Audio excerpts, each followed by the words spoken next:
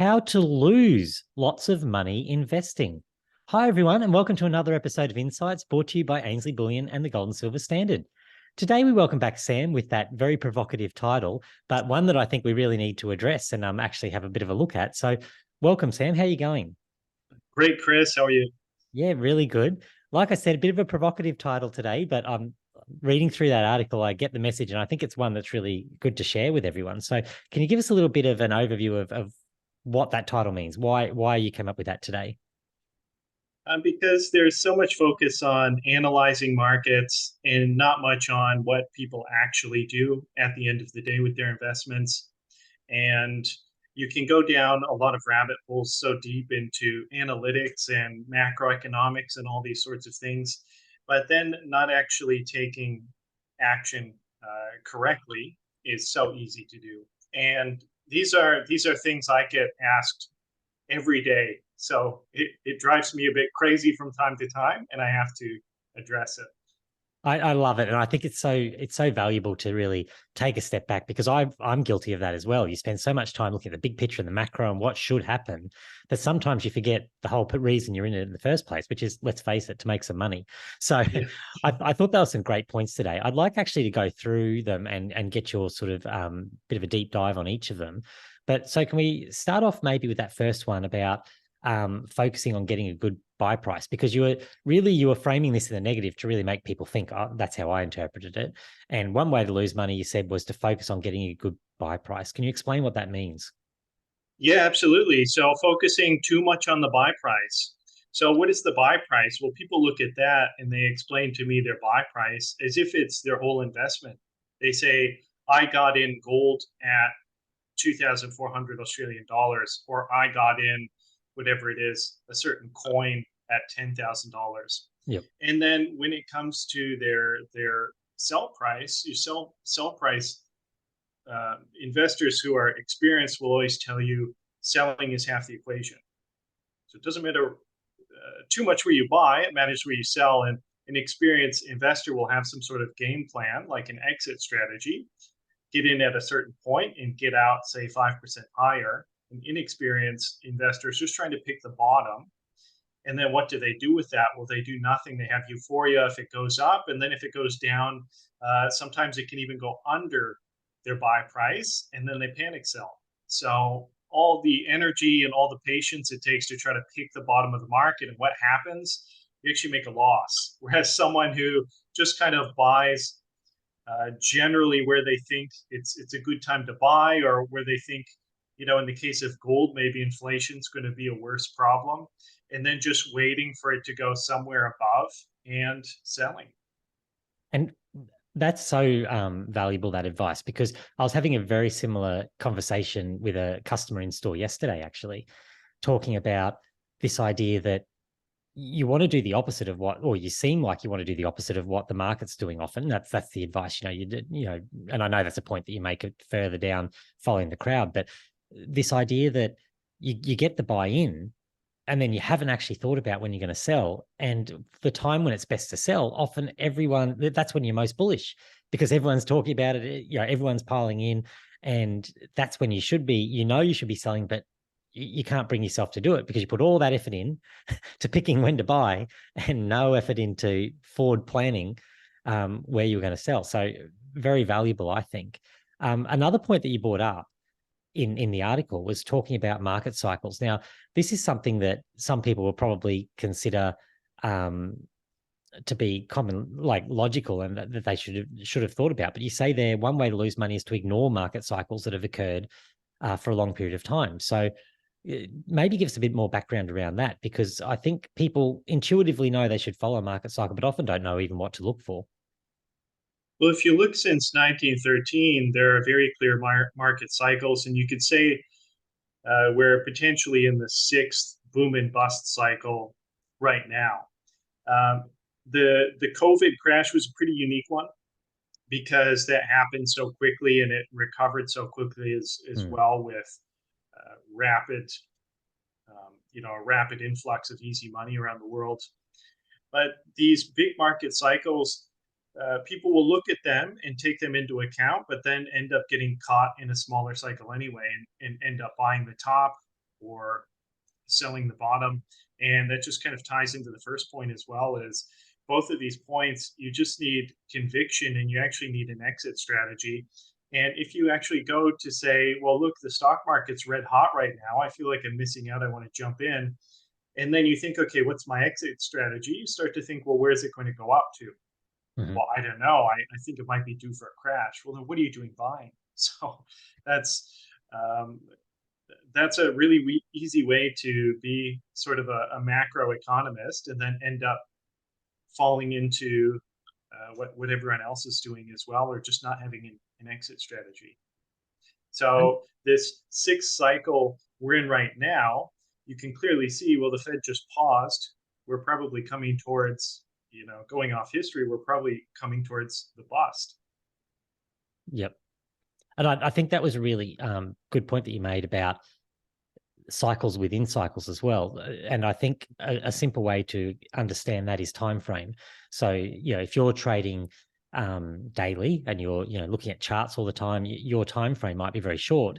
So there could be an up and down, up and down, up and down cycle in when you zoom out, a broader weekly cycle. So that might be, hourly, daily sort of cycles, then a weekly cycle, then monthly cycles. Then you're talking about 6 cycles over, many decades. So time frame is really important, isn't it?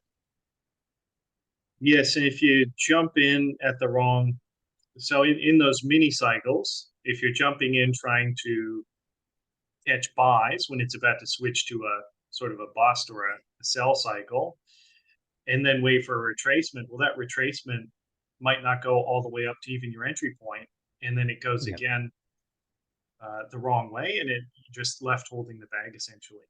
absolutely. So yeah, you do need to look at that. And I suppose that probably leads into your next point about a way to lose money is going all in.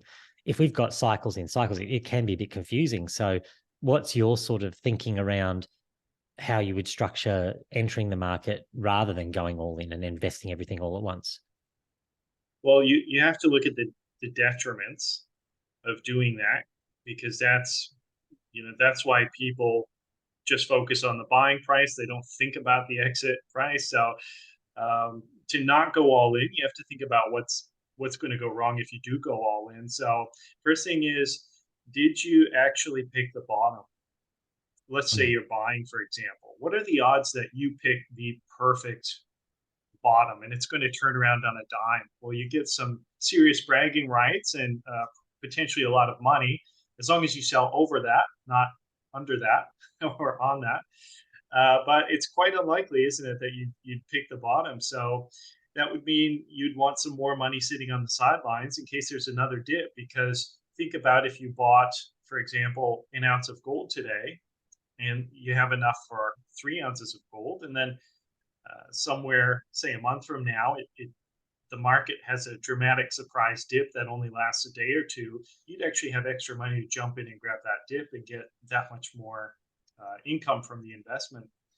And And then, that's going to potentially substantially lower your average entry price as well, isn't it? If you're thinking in averages. yes. And then what that also does is, if you're buying in smaller increments, if you do ever have to sell part of your investment, it's just part of your investment. It's not the whole thing. In the Mm. case of, for example, physical gold, which people typically go for because they feel like it's safer than paper gold or derivative gold, which could disappear.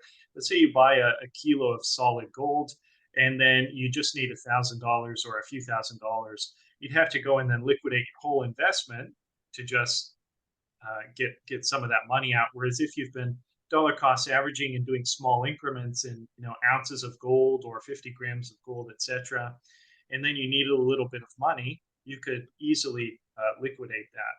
So Mm. that also leads to less fear as well, because if you're all in at the same time, all your energies on that one, not only that one investment, but that one entry point as well. So you get very emotional about that. And if it starts Yes. to go under that entry point, instead of saying, wow, that's great, I can put some more money into that, I'm getting a further discount, this is fantastic. You just think, oh no, this is going the wrong way. That's all my money, all my risk capital I've put in. I better pull out now before it's all gone to zero. And then pulling out in the market might rocket the other way. And Because that's how it usually happens, right? absolutely. Yeah, that's how people get stuck in that actually selling at the low and buying at the high, exactly as you described, because it's the emotion takes over because they haven't smoothed it out. Or yeah, I like what you're saying there. That makes a lot of sense. If you can be doing that dollar cost average style approach with the smaller, particularly with physical, if we're talking about gold, for example, those small amounts, each one doesn't have the whole emotion behind it. You've got little bits, so it helps manage your whole psychology around it, really, doesn't it? Yeah, it keeps you from making stupid decisions with your Yeah. own money. That's essentially it. And that probably leads us to the next point that you made about following the crowd. This is a tricky one, I think, because a lot of people would tend to, when you see something, so look at the Nasdaq recently, right? We've had this massive run up in the Nasdaq. This is where the concept of FOMO, or fear of missing out, comes Yeah, from. That you see other people are making all this money by doing something. You go, well, I want to be part of that. I want to take some of those profits as well. So, what's your advice here? Because this is one I think people really do get stuck on. yeah, that's really hard. That's fighting probably the one of the strongest human instincts. And sometimes I'm at the crosswalk. Like this morning, I'm busy on my phone, and I'm looking at my phone. There's traffic speeding across. All of a sudden, everybody starts walking, and I just faithfully step into the road, potentially into oncoming traffic or a tram or something, because I'm trusting other people that they're not going to just go and walk into an oncoming bus. And my face is completely in my phone, and I see other people doing the same thing. Now, that's not a casual investment of some extra money into something like some gold or a stock or something like that. That's my life.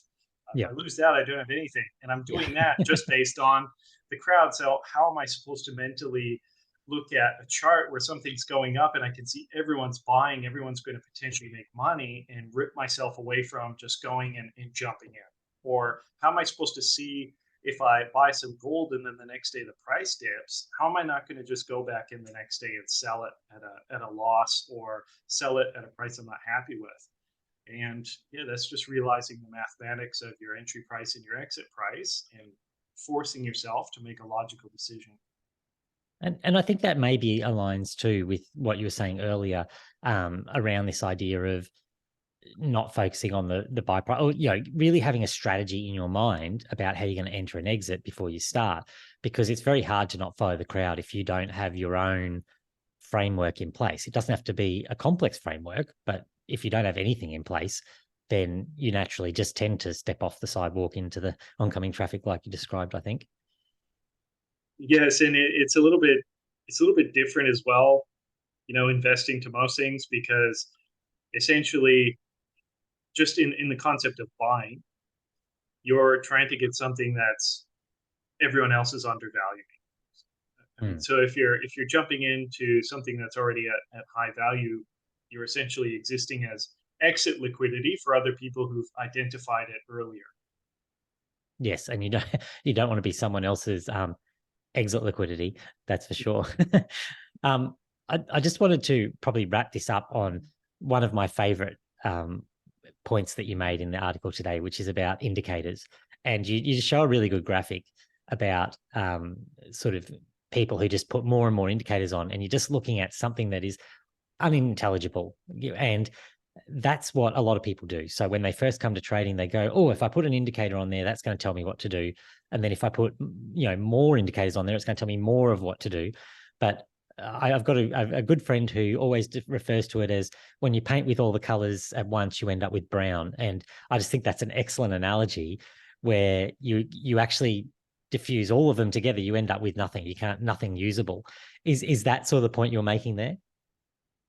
Yeah, and it's also a focus on is trying to pull information out of data that's not really there. So you're getting Yeah. X amount of, if you have 10 points of data and you're trying to pull out 50 points of data, a lot of it's probably going to be self-fabricated or confirmation bias, or this sort of thing. So what I reference in the article is another institutional investor who's a chief trader, and like me, got sick of people asking constantly, which indicators do you use? Which indicators should I use?